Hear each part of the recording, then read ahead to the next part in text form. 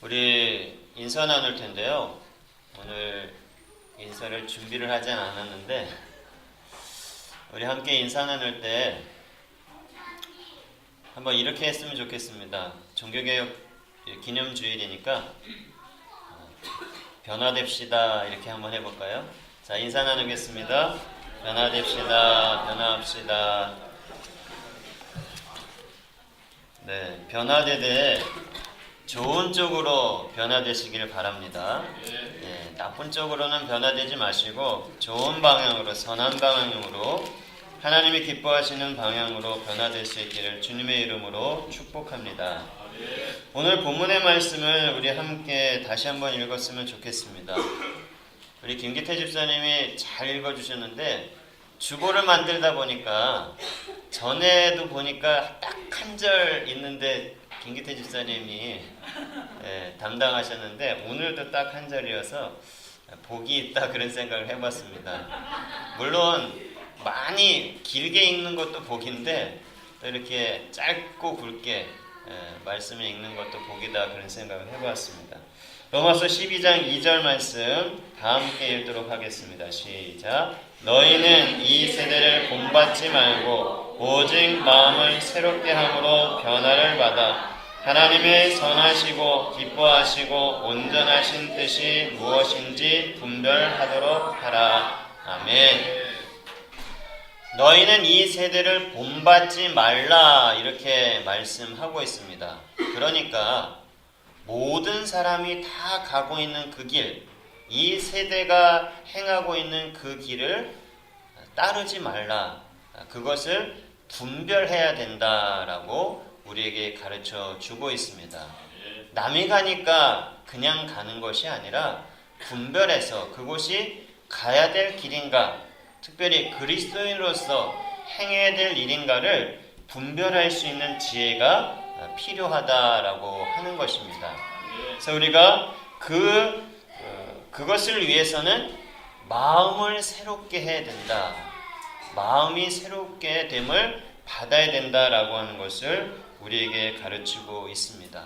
그래서 우리가 마음을 새롭게라고 하는 그런 제목을 잡았는데 특별히 499년 전에 루터라고 하는 그 신부 한 사람을 택하셔서 로마 카톨릭 그 거대한 그런 그 세계를 변화시키고 그 시대를 변화시켰듯이 이 시대에 우리가 그 한 사람으로서 부름받고 쓰임받게 될 때 하나님께서 또한 이 시대에도 놀라운 변화의 역사, 개혁의 역사를 이루어 주실 줄로 믿습니다. 오늘 종교개혁주의를 맞이하여서 이 종교개혁주의 설교를 어떻게 해야 될까 여러 가지 그런 설교의 그런 말씀과 그런 것들을 참조하면서 특별히 장로교 목사님이 원로 목사님이 준비한 그런 그 종교개혁주의 메시지가 있더라고요. 그래서 그것을 조금 참조를 해보았습니다. 우리 인간은 태어나서부터 죽을 때까지 이 죄라고 하는 것과 항상 심각하게 또 밀접하게 연결되어 있다라고 하는 것을 생각해 볼 수가 있습니다. 하나님의 사람은 어떤 사람인가 하면 죄를 인식하게 되는, 그래서 죄악에서 멀리 하려고 하는 것이 바로 하나님의 사람인 줄로 믿습니다. 그러니까 우리 그리스도인의 변화는 갑자기 아주 거룩하고 완벽한 사람으로 변화되는 것에 있는 것이 아니라 죄라는 것이 있다라고 하는 것을 인식하고, 그래서 나는 그 죄에서 멀어져야 되겠다.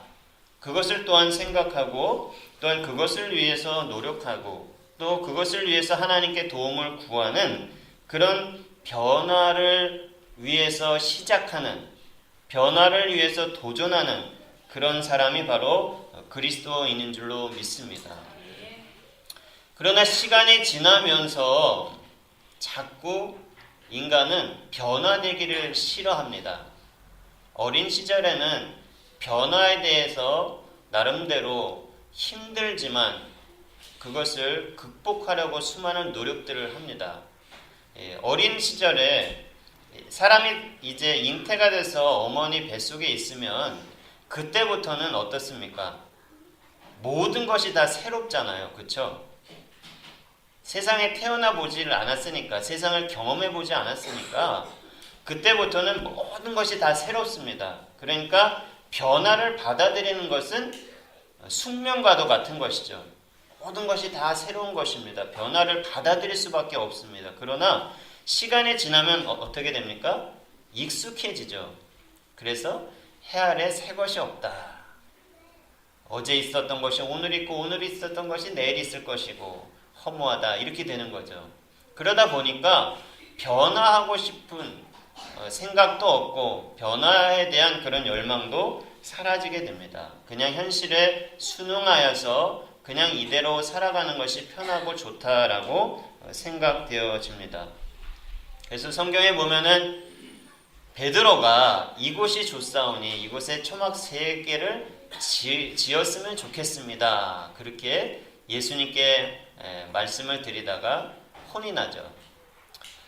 우리 하나님의 사람은 죄를 인식하고 그래서 죄에서 멀리 하려고 하는 것, 다시 말하면 날마다 변화의 삶을 살아가야 된다라고 하는 것을 생각해 보아야 하는 것입니다.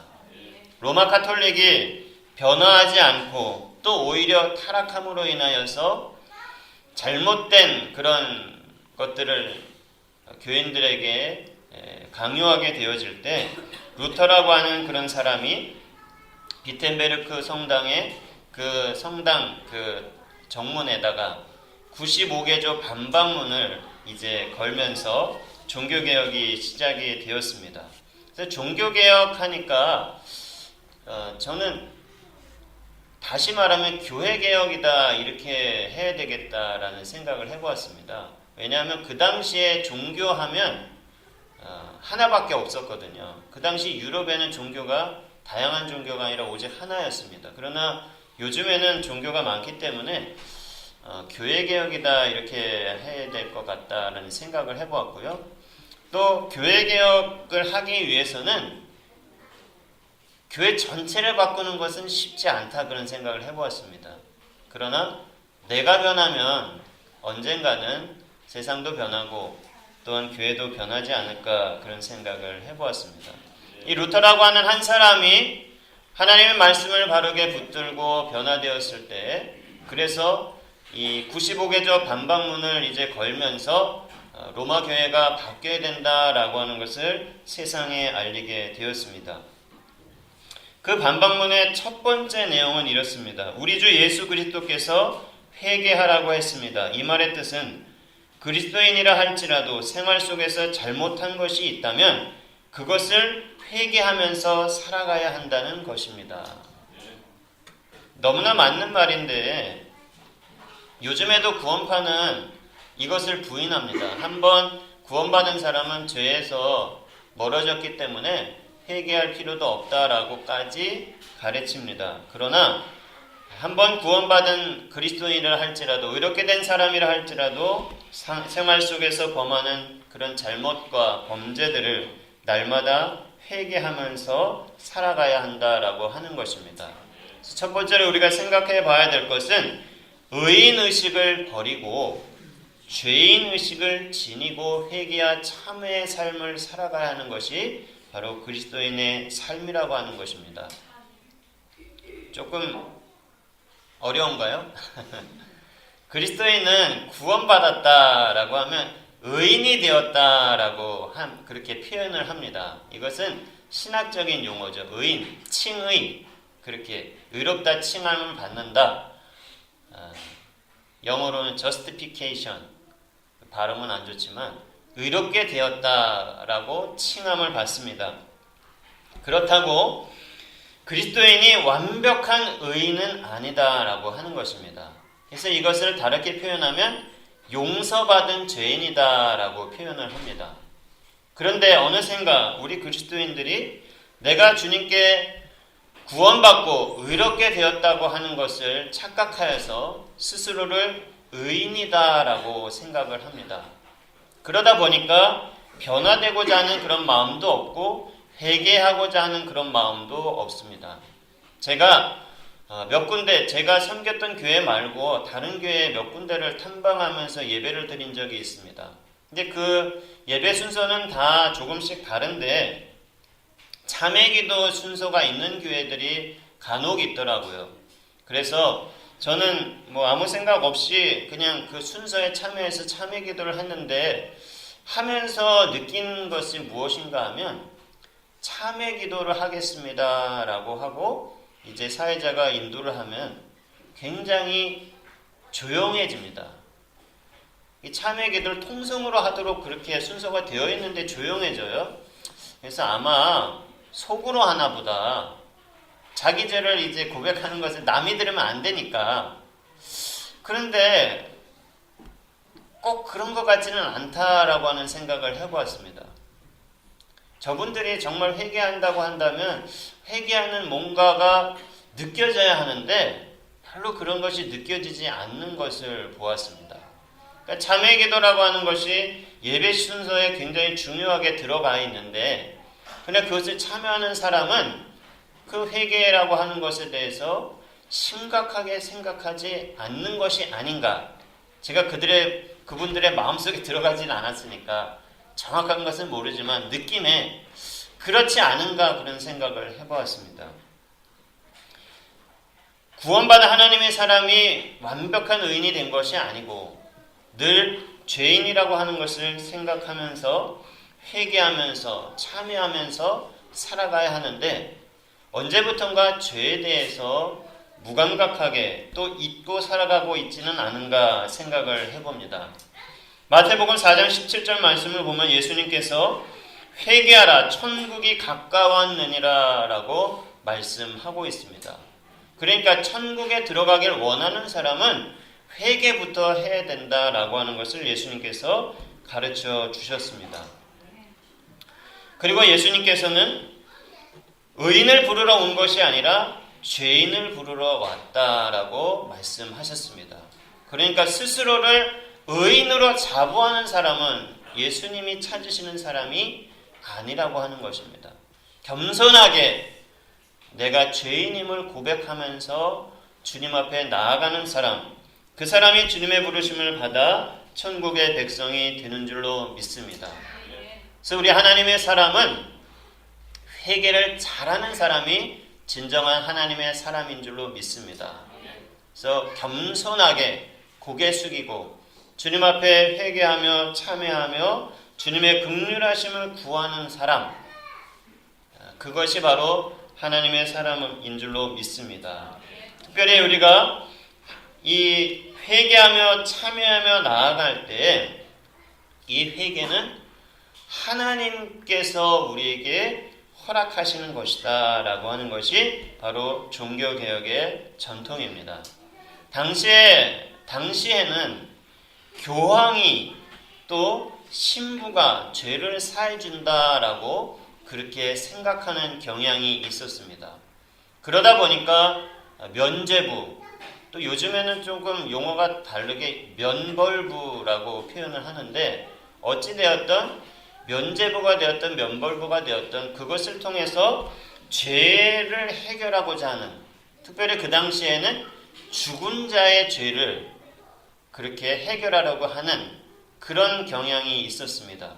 그래서 그 면벌부를 사면 연옥에 있는, 우리 개신교는 연옥을 믿지 않지만 천주교는 연옥을 믿지 않습니까? 중간, 천국과 지옥의 중간. 그래서 연옥에 있는 사람들이 이제 그곳에서는 벌은 안 받지만 거기서 계속 머무면 안 되니까 천국 가야 되는데 그 죄를 해결하기 위해서는 면죄부를 사야 된다. 그걸 가지고 이제 그 성당을 져야 되는데 그 동전이 땡그랑 소리가 나면 이제 그 천국으로 올라간다. 연옥에 있는 신자들이 올라간다. 이제 그렇게 이야기를 했다고 합니다. 이 죄에 대한 문제는 오직 하나님께서만 해결해 주실 수 있는 것이다. 돈으로 살 수 있는 것이 아니고 어떤 우리의 노력과 고행으로 되는 것이 아니라 오직 하나님께서 긍휼하심으로 하나님의 은혜로만 되어지는 것이다 라고 하는 것을 우리가 다시 한번 기억하면서 회개와 참회의 그런 삶을 살아갈 수 있는 그런 하나님의 사람이 될 수 있기를 원합니다. 그 95개조 반박문의 몇 가지를 한번 읽어보겠습니다. 1번부터 보면은 이제 그 회개에 대한 부분, 사죄에 대한 부분이 나오고 있는데요.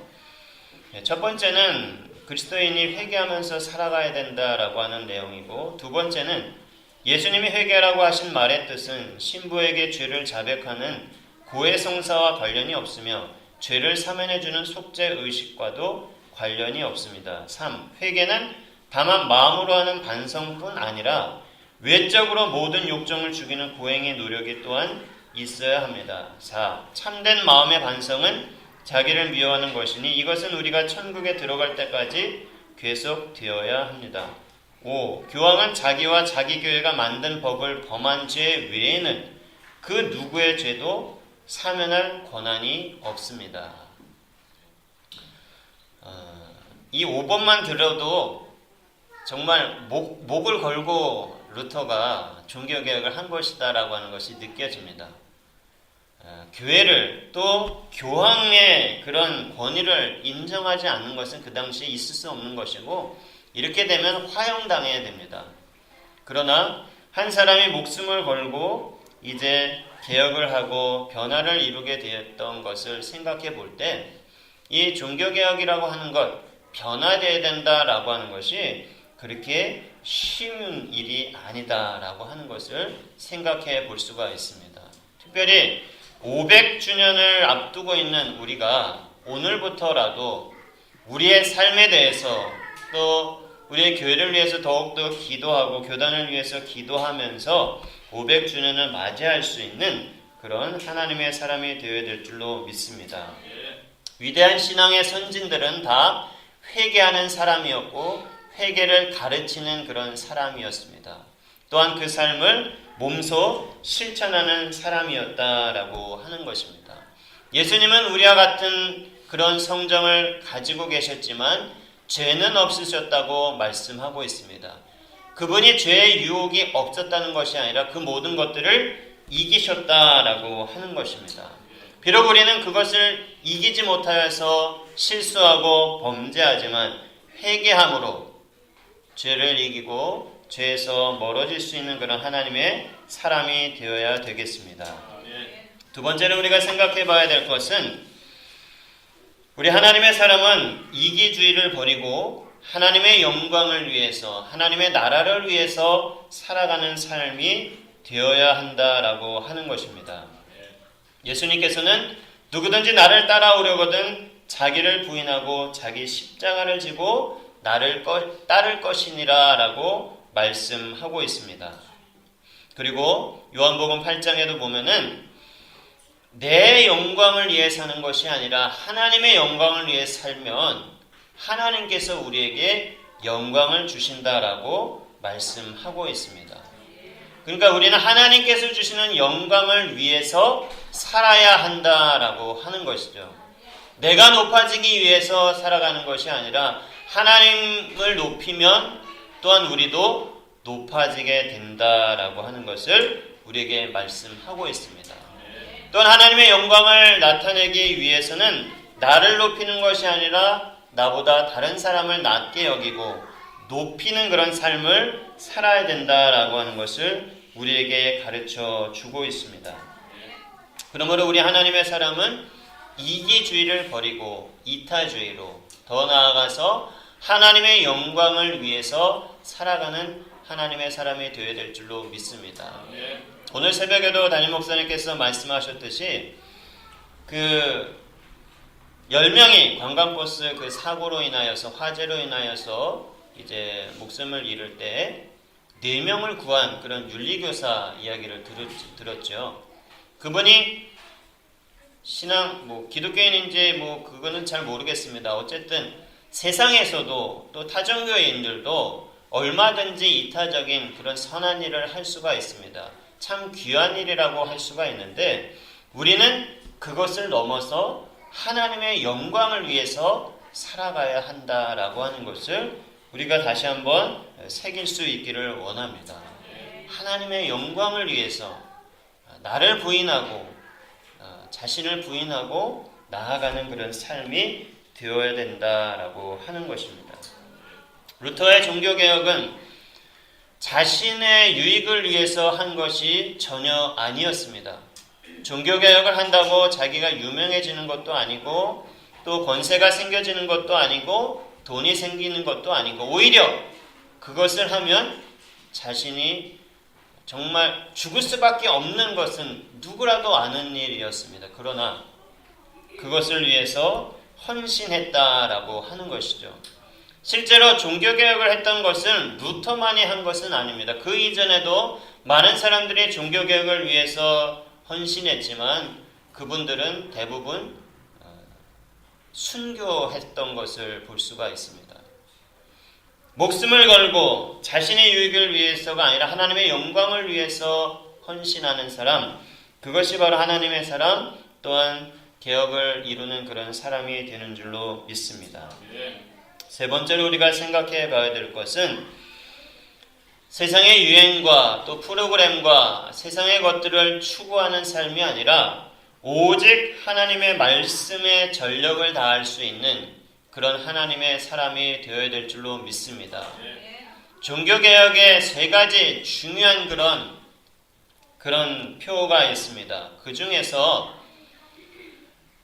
가장 중요한 것이라고 한다면 물론 오직 믿음이 중요하지만 그러나 오직 성경으로 솔라 스크립투라라고 하는 그 주제가 가장 이 시대에 중요하다라고 생각되어집니다. 왜냐하면 오직 믿음으로 오직 은혜로라고 하는 것은 이 시대 그리스도인들 중에서 부인할 사람이 없습니다. 다 인정하고 다 그것을 중요하게 생각하고 있습니다. 그러나 오직 성경으로라고 하는 솔라 스크립투라라고 하는 그 주제는 우리가 얼마나 귀하게 생각하고 있습니까? 우리의 구원은 오직 믿음으로 이루어지는 것이고 우리의 구원은 오직 하나님의 은혜로 되어진다라고 하는 것은 다 중요하게 여기고 있습니다. 그러나 정말 오직 성경으로라고 하는 그런 의식을 가지고 우리가 신앙생활을 하고 있습니까? 우리가 합심기도를 할 때도 기도 말씀을 읽고 듣고 쓰고 그것을 이제 기도하고 있는데 정말 말씀의 사람이 되기 위해서 말씀을 읽고 듣고 쓰고 암송하고 말씀을 실천하는 그런 하나님의 사람이 되어야 될 줄로 믿습니다. 오늘 우리 어린이들과 말씀을 나누면서도 야고보서 1장 22절 말씀과 같이 듣기만 하는 사람은 자신은 속이는 사람이다. 듣기만 하는 자가 아니라 그것을 행하는 사람이 되어야 된다라고 하는 것을 말씀을 나누었습니다. 우리가 듣기는 그래도 잘 합니다. 말씀을 듣기 위해서 열심히 이제 예배에 참석합니다. 또 기회가 된다면 기독교 방송이나 또 라디오 방송을 듣습니다. 그래서 잘 듣는 것은 훈련이 되어 있는데 그러나 잘 행하는 것은 얼마나 훈련이 되어 있습니까? 하나님의 말씀을 잘 행하는 것에 더욱더 수고와 노력을 기울일 수 있는 그런 하나님의 사람이 될 수 있기를 원합니다. 우리 부천 생명교회 성도들은 잘 듣고 잘 행할 수 있는 그런 하나님의 사람이 될 수 있기를 원합니다. 예배가 끝나고 이제 식사를 하고 난 다음에 속회 예배를 드리는 속회가 있습니다. 부담을 드리려고 하는 얘기는 아니고 제가 그 예배에 직접 참여하지 않지만 가까이서 이제 앉아 있으면서 그 속회 예배를 이제 마음으로 같이 드립니다. 그래서 그 권사님이 인도하시는 그런 것을 보면서 권사님이 말씀을 잘 들으셨구나. 그래서 잘 그대로 전하는 거니까 그대로 잘 전하고 있구나. 그런 생각을 해봅니다. 그러니까 말씀을 들을 때 이렇게 심각하게 그렇게 생각할 필요가 없이 말씀은 그냥 그대로 들으면 됩니다.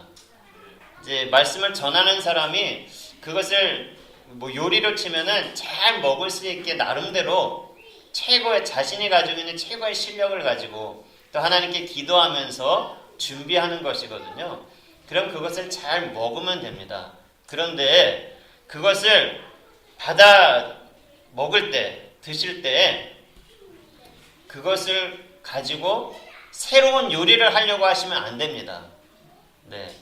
그렇게 힘쓰지 마시고 그냥 편하게 그 말씀 그대로 들으시길 바랍니다. 그리고 그 가운데서 나에게 특별히 주시는 음성을 들을 수 있는 그것에 노력을 기울일 수 있기를 원합니다. 100가지 말씀을 전한다고 한다면 그것을 우리가 다 할 수 없을지는 다 할 수 없을 때가 있을지 모르겠습니다. 그러나 그 중에서 한 가지라도 하나님의 음성으로 깊이 새겨서 행한다고 한다면 우리의 삶이 얼마든지 변화될 수가 있고 그 변화된 삶을 통하여서 주님의 제자로 거듭나고 주님께 영광을 돌리는 삶을 살아가게 될 줄로 믿습니다. 그래서 우리가 하나님의 말씀을 말씀 그대로 읽고 들을 수 있는 그런 귀가 열려져야 될 줄로 믿습니다. 우리의 선입견과 우리의 지식을 가지고 거르거나 또한 그것을 각색하는 일을 하지 마시고 그 말씀 그대로 들을 수 있는 그런 하나님의 사람이 되어야 합니다. 제가 신학대학교를 다닐 때에 그 성경을 이제 주석하고 해석하는 그런 여러 과목을 들었습니다. 그런데 지금은 이제 미국에서 목회하시는 그런 목사님인데 그분이 그것을 가르칠 때 성경을 읽도록 그렇게 가르치시더라고요. 근데 그게 여러분들이 들으면 당연한 것 같지만 사실 성경을 해석할 때 그 당시에 배울 때 그렇게 배우지 않았습니다. 성경을 그대로 읽기보다는 그것을 해석한 주석책들을 참조해서 그것을 가지고 성경을 해석하도록 그렇게 다른 교수님들은 가르치셨어요. 그래서 어떤 주석이 좋은가 나름대로 이제 골라서 그것을 가지고 찾아서 그것을 읽고 그것을 통해서 성경을 해석하도록 그렇게 배웠습니다. 근데 그 목사님은 이제 그 당시는 교수님이셨지만 일단 성경을 먼저 읽으라고 그렇게 가르쳐 주시더라고요. 너무나 당연한 일인데 그 당시에는 반대로 하고 있었던 것이죠. 성경을 성경 그대로 읽고 그것을 통해서 하나님 주시는 음성을 듣고 그 다음에 내가 부족한 것이 있다면 다른 것을 참조해야 되는데 사람의 어떤 연구와 사람의 생각을 먼저 보고서 성경을 보고 있었다라고 하는 것이죠. 그래서 우리가 하나님의 말씀을 들을 때도 마찬가지입니다. 기존에 내가 가지고 있던 생각을 가지고서 말씀을 보는 것이 아니라 그 말씀을 그대로 보고 들을 수 있는 귀가 열려져야 합니다. 그런데 이것이 너무나 당연한 것이지만 생각해보면은 그렇게 되어지지 않는다라고 하는 것을 쉽게 느낄 수가 있습니다. 우리가 가지고 있던 그런 경험과 선입견을 가지고서 그 말씀을 듣습니다. 그러다 보면은 나중에 그 말씀을 들은 분의 이야기를 들어보면은 제가 전한 것과는 뭔가 다르게 되었다라고 하는 것을 느낄 때가 많이 있습니다. 물론 그렇게 해서 더 좋은 방향으로 되면 좋겠는데 제가 의도하고 생각하고 받은 은혜하고는 많이 멀어져 있구나. 때로는 잘못되었구나라고 하는 것을 느낄 때가 있습니다. 그래서 먼저 하나님의 말씀을 있는 그대로 읽고 들을 수 있어야 합니다. 그리고 하나님의 말씀이 100%다라고 하는 그런 의식을 가지고 말씀으로도 우리가 충분하다라고 하는 생각을 가져야 될 줄로 믿습니다. 우리 교회 성도들은 그렇지 않은데 다른 교회 성도들은 그런 경향이 있습니다. 본교회에서 만족하지 못하게 되면 그러면 다른 집회, 다른 목사님을 찾아가게 되고 또 거기서 충족되지 못한 것을 다른 곳에서 받으려고 합니다. 그러나 하나님의 말씀 또 강단에서 선포되어진 그 말씀으로도 100% 충분하게 하나님의 은혜를 경험할 수 있다라고 하는 것을 기억하시기를 바랍니다. 그리고 네 번째로 우리가 생각해 봐야 될 것은 이 민족과 또한 이 나라를 생각하면서 분쟁과 증오와 분열과 이런 부정적인 단어가 사라지고 긍휼과 용서와 자비와 사랑, 화해가 임하는 그런 민족과 그런 삶을 살기 위해서 우리가 변화되어야 될 줄로 믿습니다. 예수님은 긍휼과 용서와 자비와 사랑을 가르치셨고 또한 그것을 위해서 십자가를 지셨던 것을 볼 수가 있습니다. 마태복음 5장 7절 산상수훈에 보면은 긍휼히 여기는 자는 복이 있나니 그들이 긍휼히 여김을 받을 것이미요 라고 말씀하고 있습니다. 마태복음 6장 14절 보면은 너희가 사람의 잘못을 용서하면 너희 하늘 아버지께서도 너희 잘못을 용서하시려니와 라고 말씀하고 있습니다. 에베소서 2장에 보면은 예수님께서 그분의 피로 화평을 이루셨다라고 우리에게 말씀하고 있습니다. 그러므로 우리 그리스도인들은 긍휼과 용서와 자비와 사랑의 그리스도의 정신을 가지고 이 민족이 화해할 수 있도록 또 증오와 분열을 버릴 수 있도록 그렇게 쓰임받는 그런 하나님의 사람이 되어야 될 줄로 믿습니다. 마지막으로 우리가 생각해 봐야 될 것은 마태복음 13장 16절 말씀과 같이 너희 눈은 봄으로 너희 귀는 들음으로 복이 있도다 라고 하는 그 말씀을 실천할 수 있는 하나님의 사람이 될 수 있기를 원합니다. 봐야 될 것을 보고 들어야 될 것을 들을 수 있는 것이 진정한 복이라고 하는 것입니다. 모든 것을 다 보고 모든 것을 다 듣는 것이 복이 아닙니다. 볼 것을 보고 들을 것을 듣는 사람, 그것이 진정으로 복되다라고 하는 것입니다.